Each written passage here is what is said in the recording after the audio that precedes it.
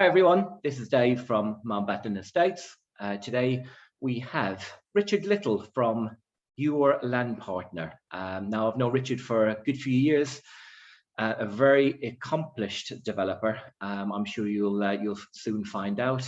Richard's, I believe, second generation, and I believe you've got your son Bryn working with you as well, which is third generation property developer. So what these guys don't know about property development probably isn't worth knowing, if I'm very honest with you. But look, I'm quite excited about this because I'm actually going to learn quite a lot today, and yeah, let's get this going and see where we come out. Richard, over to you. Kindly introduce yourself and tell us a little bit about yourself. Yeah, so yes, you're quite right. Thanks, Dave. You're second generation. Dad started in the business, if you want to call it that, in the 1950s, when I was born at the latter end of the 1950s. So been in this sort of space for 44, 45, 40, even 46 years, something like 46 years. It's 46 years. So yes, as you quite rightly say, Dave, we've seen a lot. I think, you know, we're mostly in the residential space. We've done some commercials, and we're mostly in the new build space. But we have done non-new build, if you like, in conversion and commercial bits, but nothing to speak of really. Although we've got 20 unit commercial conversion on at the moment, which is our biggest project on site at the moment. So we probably could say that we're commercial conversion experts, maybe. But yeah, so been in the space a long time, and I think the one thing that probably will hopefully come through is we've made lots of mistakes and we've learned from them, and we're now in the privileged position with, you know, all the platforms that we get now to actually pass on some of that stuff, that people hopefully will not make the same mistakes, allow them to make their own mistakes, but not the ones that we've made. Brilliant. Can you maybe just tell a few people on what type of sites you've done in the past, just to kind of build a bit of a picture on the size? Okay. Yeah, that'd be great. Yeah. So working backwards from where we are now, just coming to the end of a 20 unit commercial conversion, which is churches in a couple of three church buildings, in fact, into 20 units, mixture from 1-bedroom apartments to 4-bedroom townhouses. Got an end value of around about 7-point-something million GDV. Which has gone up significantly during the 8 years that it's taken us to get to where we are now, and that is as I say, that's effectively a brownfield site. So you know, planning should be relatively simple. Took about 39 months to get wow. Planning, but that's a whole episode in itself. Before that, which is what we do most of, which we sort of said is new build. So 10 unit new build, working with the landowner on the edge of a village. So certain amount of opposition in terms of from a planning perspective, because it was outside the settlement boundary, if you like. But if you know what you're doing, as you well know, Dave, that's where a lot of opportunity lies. Then that beginning to end on that one, say working direct with the landowner, about 4 years, I suppose. So still takes a fair bit. It's still not 100% finished. All the units are occupied and all that, but we're just tying up loose ends on highways with the local authority and all that paperwork that needs doing and goes on for quite some time. So that's sort of, but you know, moving backwards, our projects range from single houses through to the most we've ever completed on one site, and this is going back a few decades now, back to the 70s, was around about 100. Many of our projects of what we would now call joint ventures. Didn't even heard of the word at the time, but we just worked with other people. So a lot of the projects were either landowners, fellow developers, or house builders. We really were. We were effectively house builders, stroke contractors, and that's how a lot of the development companies that's how you used to get started, if you like. So yeah, so projects vary, as I say, and just because it's a big project doesn't mean to say it's any more interesting. Yes, it generates more money, but it generates a lot more everything else as well. So we've always tended to look at projects, even if it was 100 units, that's 5 20-unit projects or 4 25-unit projects. So we always take them in bite size, because you have to, from funding perspective and everything else. So all big projects are phased, basically. But you're building in phases, aren't you? And you're borrowing the funds in phases as well, aren't you? Yeah, 100%. We quite fancy a go at some sort of mega tower, if you like, but because the funding is really interesting on that. You do not have funding for all of it when you start. You will fund the in groundworks, then you'll fund the superstructure, as it were, and then you'll start to fund the fit out. And it's like I just fancy a go. I don't know why, because it's probably a nightmare to not know where your money's coming from when you start the project.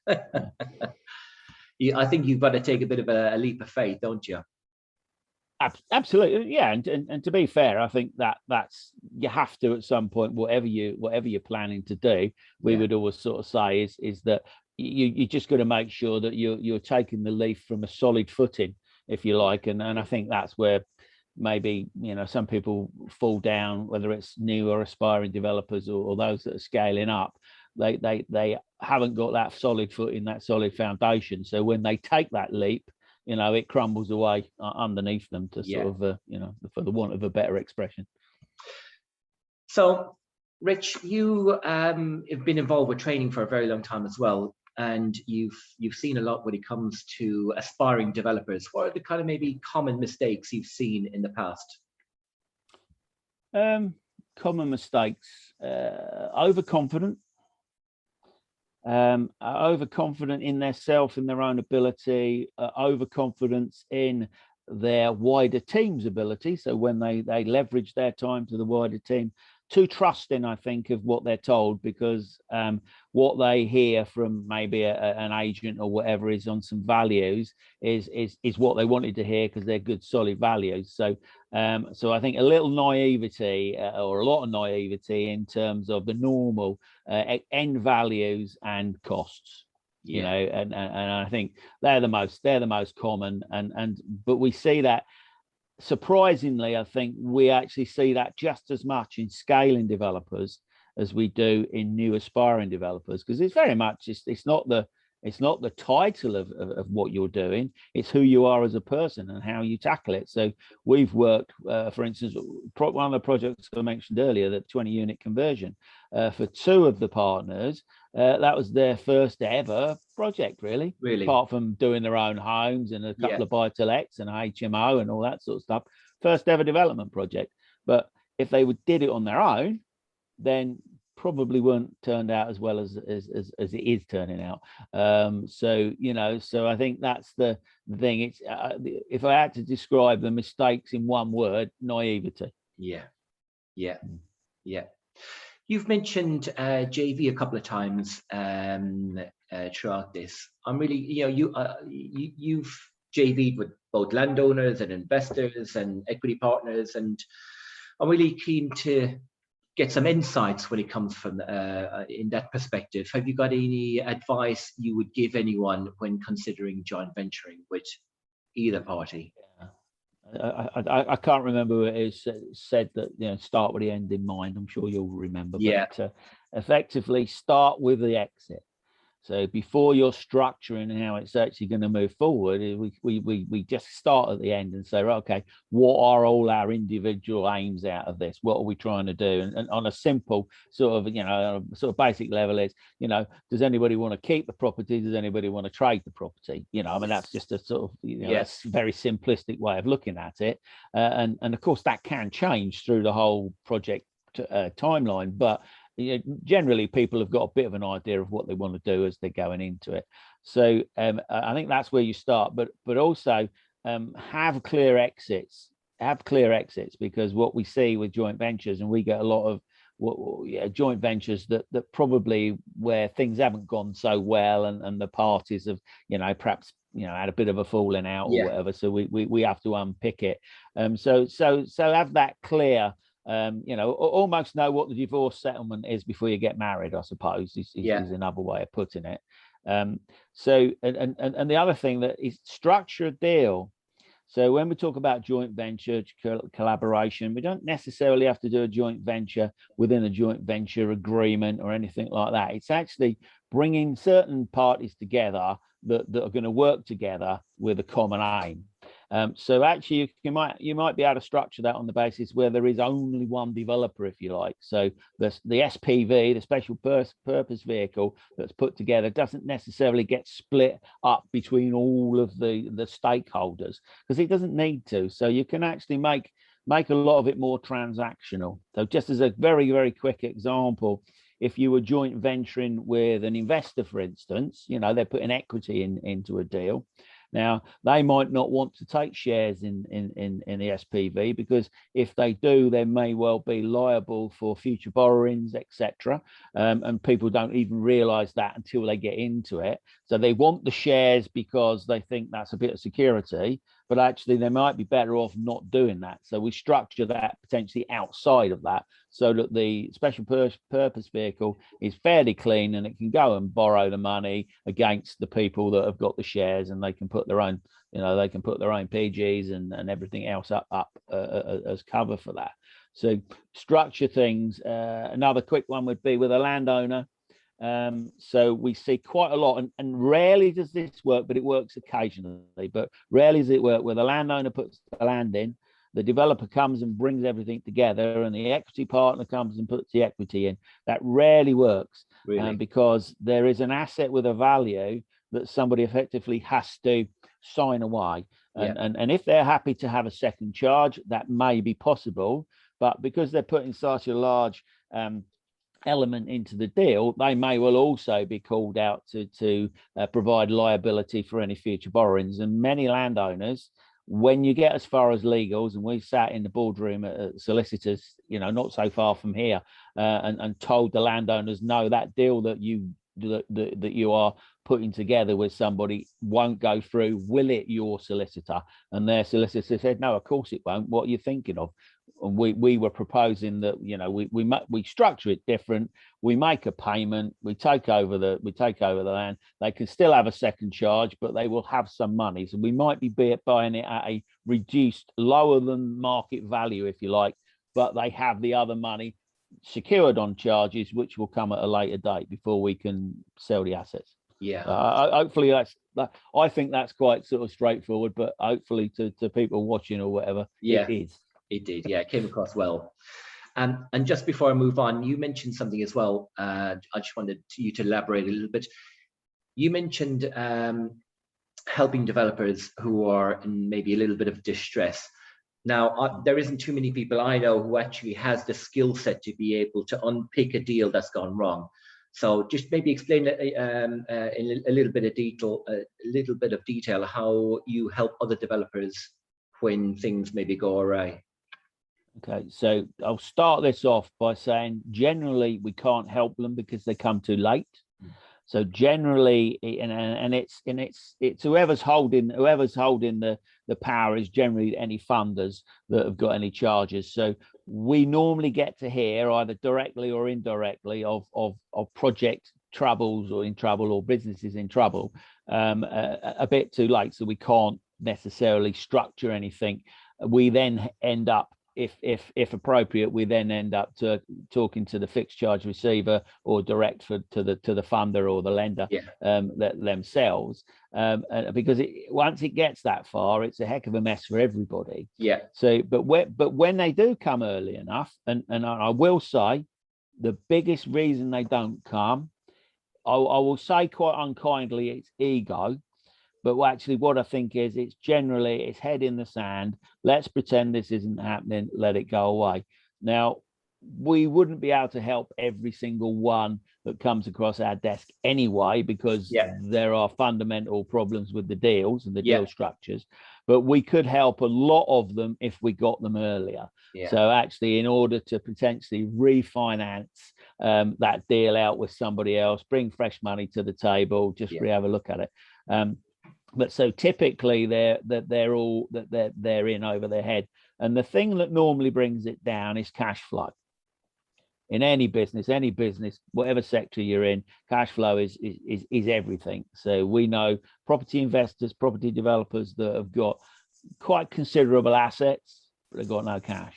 Yeah. You know, all the assets in the world, if you've got no cash, no liquidity, or you know, then it's hard to keep going. And we find that both with aspiring developers and those scaling developers, because all of a sudden they've gone from doing 4 units last year, they want to do 10 units this year. They don't realize how much extra money they need on a monthly basis so that they can feed the machine. Brilliant. Rich, can you tell me how can people mitigate or reduce their risk when maybe juggling several sites? Okay, interesting. Yeah. So I think when you've got a number of sites, and it almost doesn't matter how big the project is to an extent. It could be 5 refurbs or 10 refurbs, or it could be 10 projects on site. It's the team. So and all the way, and the team starts at the top, if you like. It comes top down and bottom up. In our view, so it's the strength of the team at all levels. So it's the strength of perhaps your contractors, you know, perhaps your main contractor or your subcontractors, depending on how any project is being procured. But it's also then the levels of management and the strength of those. So who's looking after each project on a daily, weekly, monthly basis. And again, what we would probably see is people, they get so stretched themselves, in desperation they'll reach out to other people to either cover what they believe they should be doing, or they don't cover it at all, and they may trust perhaps a contractor who they might have worked with before, but they haven't got eyes on the site on a frequent basis. So it's making sure that you've got strength in depth, I suppose, is where it is. And I think it's important. You know, how many projects is enough is always a question. You know, and you don't know until you've got too many is the answer. And of course that's a bit flippant, and it's not necessarily that helpful. But I think if you I'm a great believer in reviewing things. I probably spend 25% of all my time reviewing. It might be projects we're doing, projects that we're looking at doing, how I'm working, all sorts of different things. But if you don't stand back and take that helicopter view, looking, as I think they talk about, working on the business and not in the business, and so the mitigation for risk effectively can come from you by being realistic about what state is that project in, you know. And I think what you do as people, as business owners, as entrepreneurs, is, you know, it's quite typical that we just take on so much and we don't know that we've got too much until something breaks, you know. And however, it's really easy, and this is something that we would sort of say, and you see more and more in successful businesses where they've got that outside help. So, you know, people have, they have non-exec directors, and they have, you know, that sort of thing. So they have that support to sort of say, hey guys, yes, fantastic what you're doing, but just step back a little minute and sort of say, why are you taking that extra project on? Because you've now got to increase your resources. That means that your resources you've got might now be under-resourced. So you want to always be working at just below optimum, I guess, is the target. But of course, that's hard. You know, that's hard to gauge. Yeah, it certainly is. Now we know property kind of goes in cycles. Where do you think we are right now? Should we be maybe acquiring sites, maybe building them out, or maybe should we be considering reducing our risk? Where do you think we are? I've probably been saying the same thing for about 4 or 5 years now. What with Brexit and then the pandemic is for us, it was build out as quick as you can, and you know, sit back and start your acquisition cycle. I mean, acquisition isn't something you're necessarily doing all the time, depending on what sort of projects and type and scale and projects that you're doing. You know, so there are better times to do it and that. So really, where we are now, you know, 2 years ago, 3 years ago, I was saying, well, can prices keep going? I would be a little cautious and say, no, probably they can't. But hey, they have. Yeah. So if I say that we're going to tip over the top soon, I'm always going to be right if I keep saying it, aren't I? Just, I mean, that's pretty Yeah. obvious. Where do I think we are now? I think we are pretty full in many respects. So in terms of property as a general, I think if you're building to hold, I think that's a much more sensible sort of approach at the moment than it is purely relying on the market. If you are, which a lot of people are doing, is looking for the old planning uplift, etc. Be mindful at what levels that you're agreeing values. So our preference is to agree value on valuation, not a value today, which is the future one. So it could go up, could go down. That doesn't work for all landowners, but if it doesn't work for them, we don't do the deal with them. So but where are we? It's always a cautious approach. We should always be expecting the downturn in values. We shouldn't be putting offers in on properties or land that is going to be relying on increasing value. I mean, the huge increase that we've had in many costs over the last couple of years have largely been mitigated by parallel increases in value, and some a little bit more, some a little bit less, but they've been saved. And most developers, my dad always said this, and other far smarter people than me, you only make money in property development out of rising prices. You do not make money out of buying today at current value and getting your 20-25% return on GDV. That's only a theory. The practice is that rarely happens, whatever part of whatever cycle we're at. And we can look back and sort of say, obviously we were looking at lower numbers, different numbers in the 70s and the 80s and the 90s, but the principles were just the same. People overpaid for sites then, like they overpay for sites now, and it's and people underestimate the costs and overestimate the values. They've always done it. Have we done it? Yeah, we've done it at times. When you become motivated to acquire something because it's something you particularly want, because it's in an area, or it's just a deal you want to do for whatever reason, the people are nice and all that sort of stuff, you become a motivated buyer, which is never good. It's never. No. Personally, I think Boris has got it pretty right. Let's kickstart the economy, the property side of things, and if we can get that right, everything else will trickle down. If we can get homeowners thinking that that they still have wealth in their properties, if we can get the construction industry working, that will filter down to all the the shop owners and the restaurants and everyone else. And he created, he obviously changed all the PD rules for airspace. He changed the use class order to include Class E now, which makes it a lot easier to convert to Resi. If you look back, historically we're always working off a old, outdated system that was created back in the 1940s, the planning system, and now we've got this kind of plethora of PD and airspace and commercial to Resi all going on, and this is fueling the fire now, isn't it? Where there's lots of people out there acquiring sites and developing properties that were historically quite difficult to maybe develop, like your dentists and doctor surgeries and nurseries and all that kind of stuff.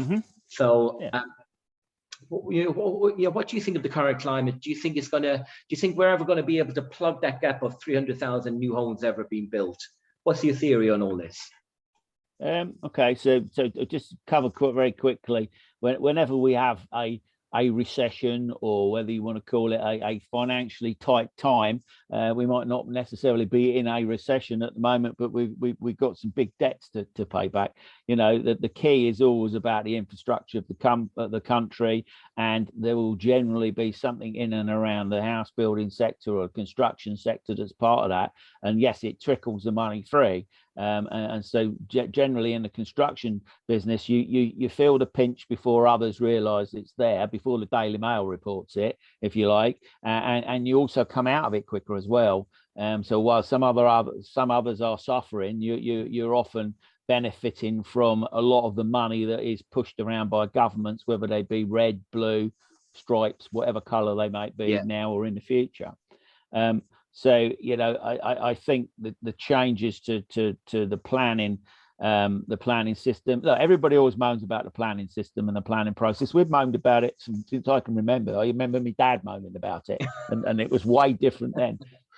It will never be what we want it to be because we all want something different. Yeah. It's a gatekeeper, the planning system. It's to stop unscrupulous people, building anything anywhere. But it's also there to sort of allow development on a sustainable thing. It doesn't work at that level, but it doesn't matter what it do. We'll always say, I mean, in terms of 300,000 units a year, I mean, to be honest, without again, it's a subject for another discussion, really.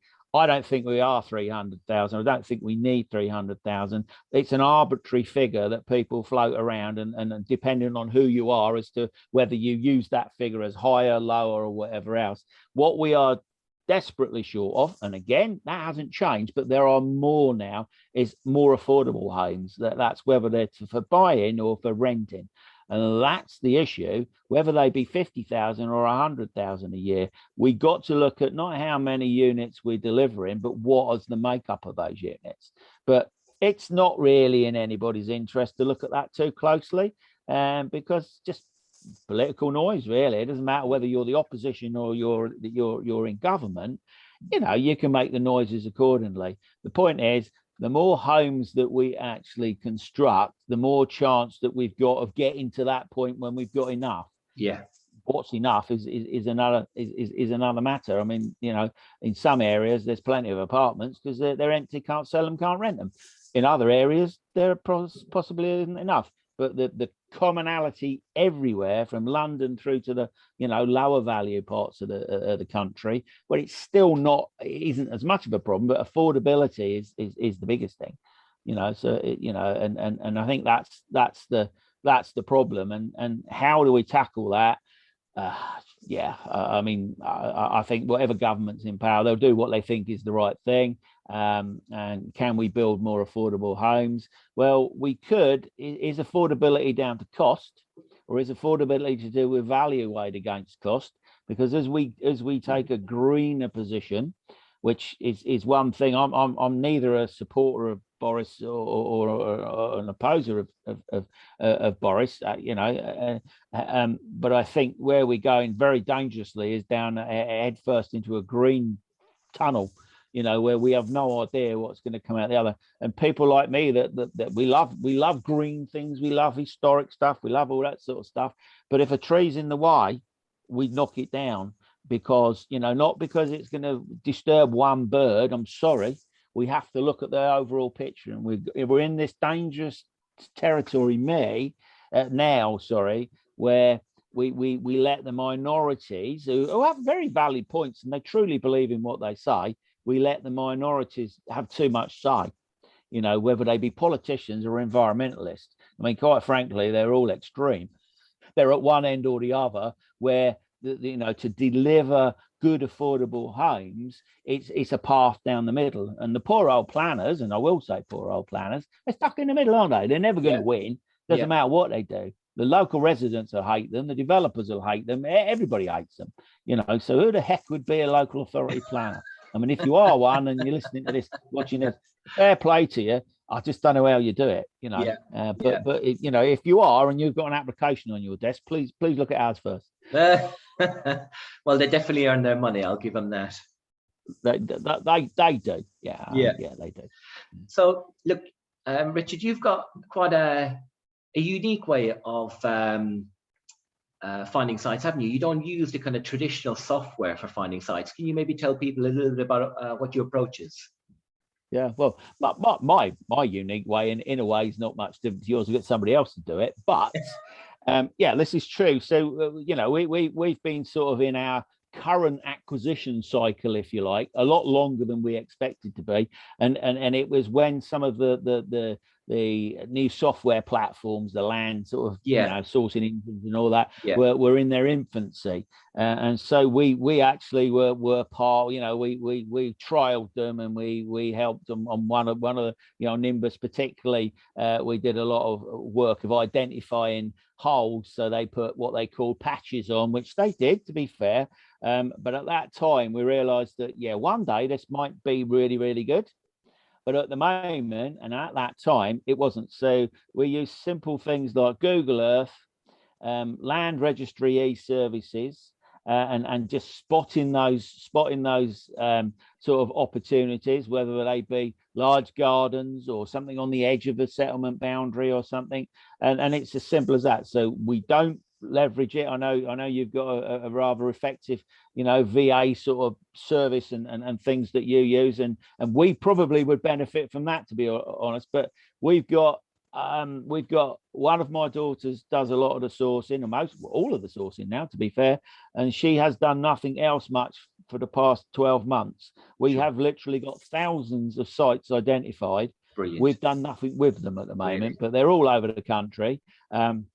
And we haven't done anything with them because we were sort of consolidating with what we've already got. We either make that decision to grow into a really big business, or we say, well, actually, we'll build. We might want to scale, but we're going to do it slowly, sustainably, I suppose. Yeah. So it's very simple, and I mean, so as people often say, when you're talking about property education, and is all the information's out there. Well, actually, it's not all out there, to be fair, but some of the information's out there. So sourcing opportunities, and with the greatest respect to anybody, that's the easy bit. Sourcing opportunities that are viable and you can secure. That's the hard bit, so it's actually the bit from when you identify them. That's pretty straightforward. That's unfair, really. It's a process, as you well know. So we can chuck out 100 letters a week on 100 different sites, or 500 if we just sort of gear up our resource, if we resource correctly. But then we end up with too many to sort of to bring in at the other end. Yeah. So I suppose it's unique that we don't use the platforms, but whether it's just a timing thing, we are currently just looking at going and trialing one of the platforms again, if you like. But there's so many of them now. Yeah. And actually, I have to say, some of them are super expensive, guys. They really are. And I understand they're selling a service, but that service that they're selling isn't all the bells and whistles that they're suggesting it is. It's most of that stuff they're giving you is there, but actually for some people, it all in one place. It's simple. It's you pay your 200, 500, 600, 800, £1,000 a month. If it brings you some deals, great. But that won't be the thing that brings you the deals. That will just source you the opportunities. It's what you do from that point onwards. As you know yourself, Dave, it's the dialogue that you will have with landowners, and that will dictate as to whether or not you're going to do a deal with them or not. 100%. It's the skill set of the developer once you've made that initial contact, how successful or how unsuccessful it's going to be after that. So 100% agree with you there. So is there any kind of contracts you'd advise people to look at when you tie up these sites, Richard? These JVs, options, or is there anything else people need to be kind of aware of, or conscious of when doing these types of deals? Yeah, so in the early stages, once we've identified something and we're having sort of discussions, negotiations, or whatever, we will sometimes ask for some sort of exclusivity. But to be fair, I can't remember the last time we actually did one, because they're pretty meaningless. Whether you've got an exclusivity agreement that's 1 page or 40 pages, it doesn't really matter, because if the other party want to break whatever that is, they will, and you're not going to fight it. So exclusivity is more about a psychological tie-in to them. So so the very least we'll probably have with people is a handshake, Yeah, which a lot of our landowners are old school, if you like, and old. Yeah. And they do that handshake, and anything else is an insult. Oh, really? You know, and we're okay with that. We're okay with that. But other than that, we might just have a confirmation email to say that, you know, this is what we propose to do. Yeah. Until such point, once we get to heads of terms stage, we don't invest a great deal of money now in the process until it's secured. So until that either promotion agreement, option agreement, conditional contract subject to whatever is signed and sealed. We've learned from our own sort of thing is, yeah, we put tens of thousands into some sites, jumping the gun a bit, you know, and a couple of them have fallen through at the last minute. And, you know, I think the tens of thousands is a slight exaggeration. I think 28 grand is the most that we've actually put into something, and then it fell through because of the other end. Yeah. They changed their mind, sort of thing. And that was we were motivated again, Really? motivation in the wrong way. Let's crack on with this. It's a fantastic site just south of Manchester, got a decent area value wise. Yeah. Let's crack on with it. And you know, something happened within the family at the other end. It was quite honourable. It wasn't, they didn't, you know, go around the corner and get somebody else. Nobody else has taken that on, which is a shame really, because they've missed their opportunity. But you know, so I think, yeah, it's getting it tied up, and as I say, a handshake is often enough, you know. But actually, at some point, we want something in writing before we start investing any amount of money, anyway. Have you guys come up with any solution to kind of reduce the pressure of these spiraling building costs? Well, actually, I suppose to be fair, I think I alluded to it earlier. We've been somewhat protected. Certainly, the two projects that we've had that have been affected by it, by increasing values, so we've been protected. But in terms of protecting yourself from it, I guess that it's easier to do if you're building at scale.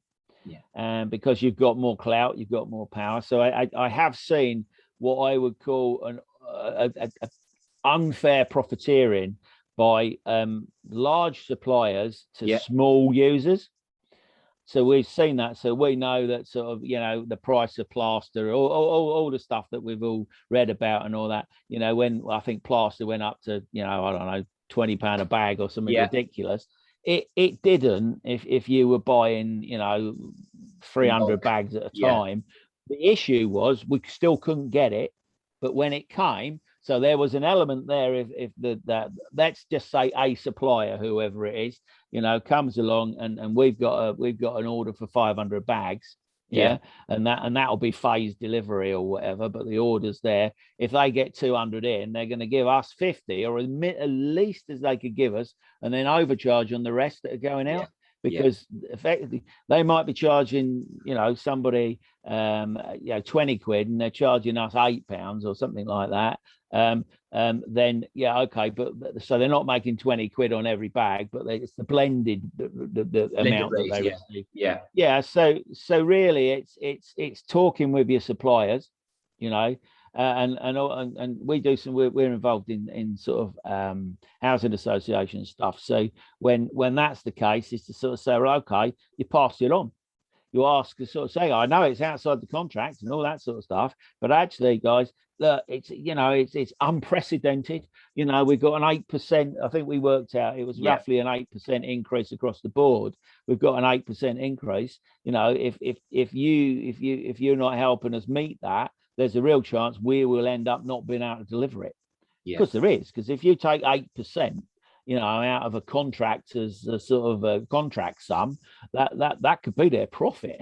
You know, so actually, and without that profit, they're actually going to stand still. I mean, it could be their gross profit. You know, so anything less than that, and they're out of business. So, indeed. So, you know, there's no magic way of doing it. I think there's a few group buying sort of systems, platforms that are out there, and maybe that helps. So it's been, you know, it's been, I guess, being inventive as well, being creative in what you're doing. Well, can we change that? Can we change the makeup of that to something that is more readily available?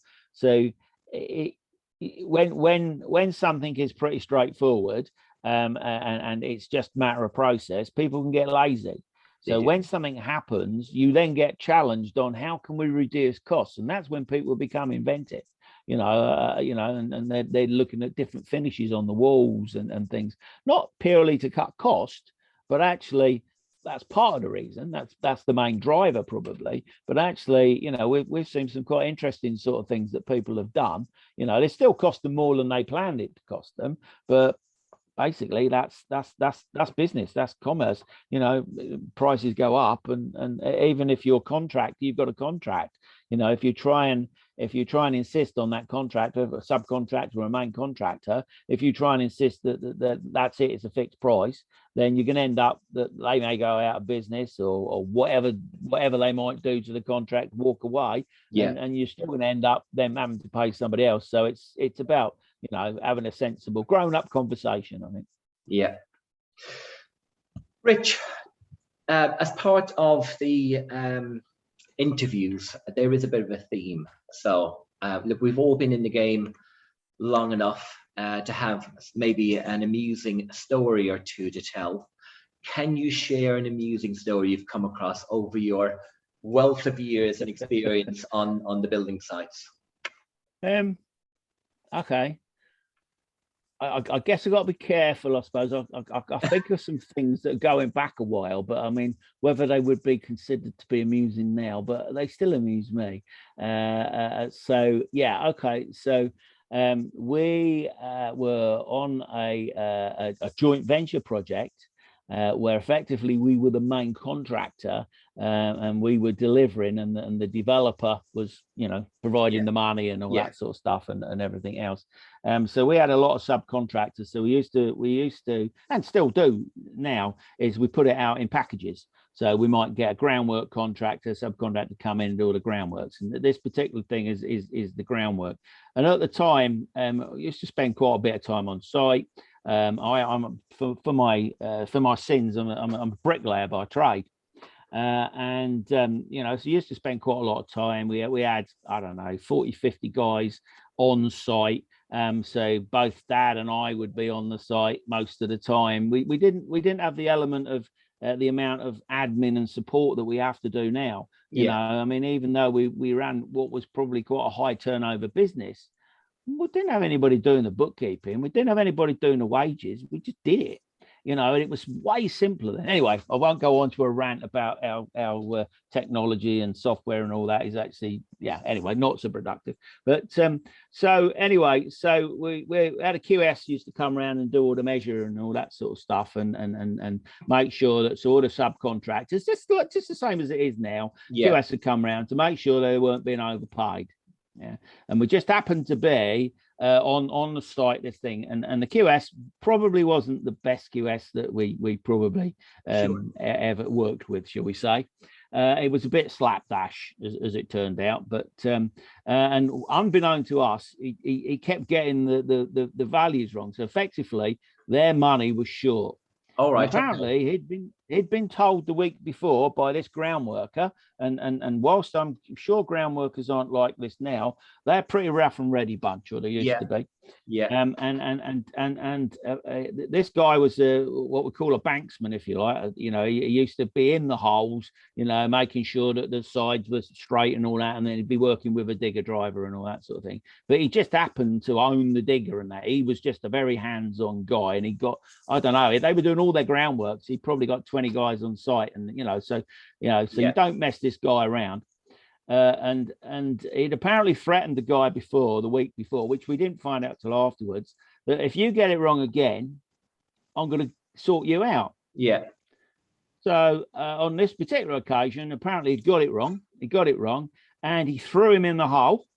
He threw him in the trench. He come out in the trench, threw him in the trench. I actually saw this. Threw him in the trench. And started filling it up with his shovel, with the soil, until a couple of the labourers and the guy jumped out the digger and pulled him away. Now, I'm sort of think that's not amusing. Well, I still think it's amusing because I think, to be fair, he deserves some sort of he deserves some sort of feedback. But it's my point about it is it's a very rough and ready business, and it still is. You Yeah. know, and it doesn't matter what you do when you're involved in construction, whether it's dealing with builders, you know, wherever they come from, whatever they're doing, a conversion or whatever they're doing, is you need to treat them with respect and make sure you get their money right, because that's what they come to work for. As developers, yeah, we see the bigger picture. Those guys do not necessarily. They say, you know, you're giving me pain because I haven't got enough money, you know, this week. So there's a bit of a, it's like, some people won't find it amusing, but I think there's a lesson to be learned from it, is, you know, and you know, so I suppose these days that guy would have been chucked off the site, but he wasn't then. So who did we chuck off the site? What some people would these days label the victim. Yeah. Because he was the one that caused the problem. Yeah. And that was the end of his reign, shall we say, as monitoring surveyor on that site. Brilliant. You know, but anyway, so yes, I think there was hopefully that's the sort of thing you wanted. I think there was a similar story, wasn't there, a couple of years ago, where the guy was actually in a digger, wasn't he? And he actually drove into the building with the digger. I'm not sure if you ever saw that on. I don't know. I mean, I haven't heard that one, but we've got a number of stories about that sort of thing. But that's the most extreme, to be fair. You know, yeah. Oh, one very, very quick one. On that same site, we used to hire vans or whatever, rent vans, lease vans or whatever, when it first sort of started, and we got this wonderful grey brand new paint job on it and all this fantastic thing as one of the crew vans, brand new. Give this lad a job, because we're always a soft touch. Anybody in the family or friends out of work, they'd come and work for us and all that. Yeah, still do to an extent, but anyway, that's another story. Yeah, can he drive a dumper? Yeah, drive a dumper. And seriously, within 10 minutes of him getting on the dumper, he put a gouge down the side of this van. He now runs a very, very big construction company in Hertfordshire. No way. And funnily enough, every time I see him, guess what I remind him of? I'm sure he loves that. He hadn't got a flipping clue at that time, but he's turned out okay. He's done Brilliant. well. He's done well. Brilliant. Richard, I've really enjoyed the conversation today. Who are you looking to connect with, and how can people get in contact with you?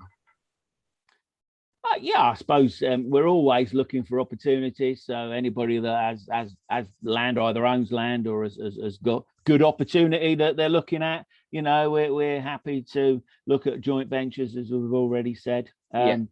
Ideally, we're looking at stuff that is probably, 20 units to 60 units, but we'll look at bigger stuff. We'll look at smaller stuff. Yeah.